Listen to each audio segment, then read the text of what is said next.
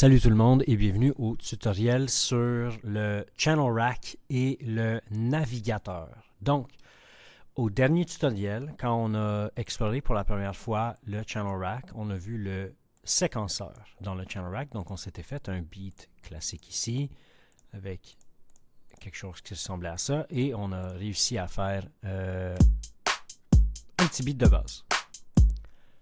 Maintenant qu'on a un beat de base, ça se peut que vous décidiez que, bon, on veut ajouter des sons, on veut peut-être changer les sons de certaines parties de notre beat de base, et donc on doit voir comment fonctionne le Channel Rack et le navigateur.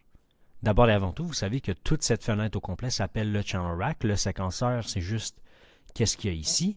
Et le Channel Rack, j'aime imaginer ça comme un rack à bicycle. Donc là, en ce moment, les vélos qui sont stationnés dans notre rack à bicycle sont le kick, le clap, le hi-hat et le snare. Et moi, je peux aller dans mon navigateur ici à gauche, aller chercher d'autres vélos, d'autres bicyclettes à ajouter dans mon rack à bicycle. Lorsque je sélectionne un son, je peux cliquer ici sur le genre de petit rectangle gris un peu plus foncé pour le sélectionner. Vous voyez bien sûr ici en haut à gauche, comme à l'habitude, dans le Hint Panel, ça dit Select. Je sélectionne mon son et je peux le jouer sur le piano qui est branché à mon ordinateur. Donc ça, c'est les sons qui sont... Je peux entendre le son que ça fait. Cool. Et ainsi de suite. Vous voulez ajouter, par exemple, un autre son de drum. Mais dans ce cas-ci, vous allez aller dans la section PAX. Ici, vous avez votre browser sur ce qu'on appelle le navigateur. Vous avez plein de trucs. Ici, vous, ce qui vous intéresse le plus, c'est la boîte bleue ici, les PAX. Okay? Sorted, Packs of Samples et Patches. Donc, quand tu cliques dessus, tu vas avoir peut-être des fois plein de choses qui vont ouvrir, mais si c'est bien organisé, ça va avoir l'air de ça. Donc, on veut, nous, par exemple, on veut commencer avec des sons de drum. Mais du coup, on va aller dans la catégorie drum. Je veux peut-être un autre son de percussion, peut-être un xylophone ou un cowbell, une cloche à vache, quelque chose dans ces eaux-là. Je vais aller dans les percussions et je peux trouver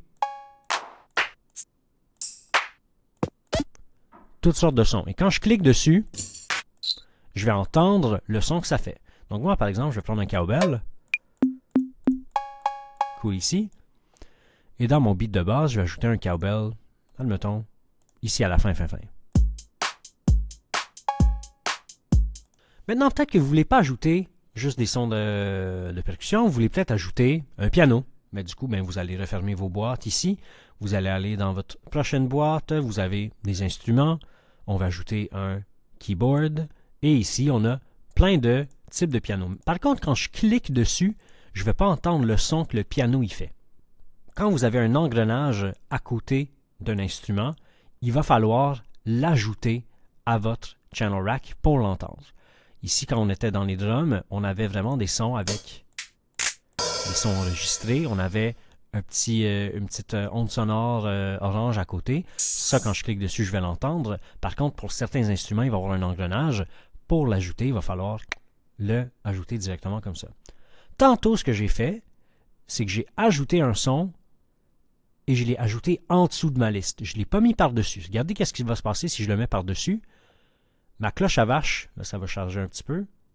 Ça va ouvrir. Ayez pas peur, fermez-le. La cloche à vache n'est plus là maintenant. Là, quand on va arriver ici, ça va être le son que j'avais au début. On entend juste un son de piano.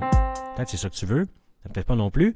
Si vous voulez ajouter un son, vous l'ajoutez en bas de la liste. Okay? Donc là, je vais prendre un Rhodes, par exemple, et je l'ajoute pas par-dessus, je l'ajoute en dessous. Ça va l'ajouter à ma liste de vélos.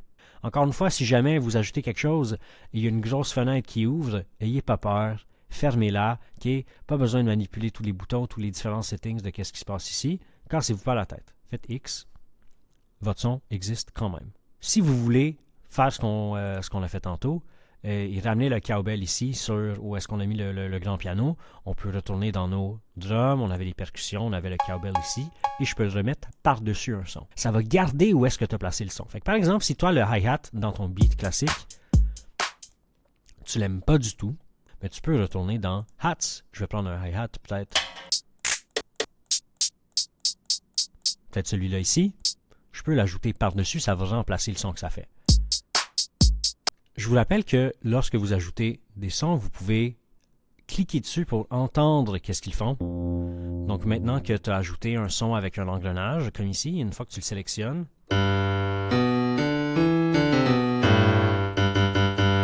tu peux le jouer tout simplement.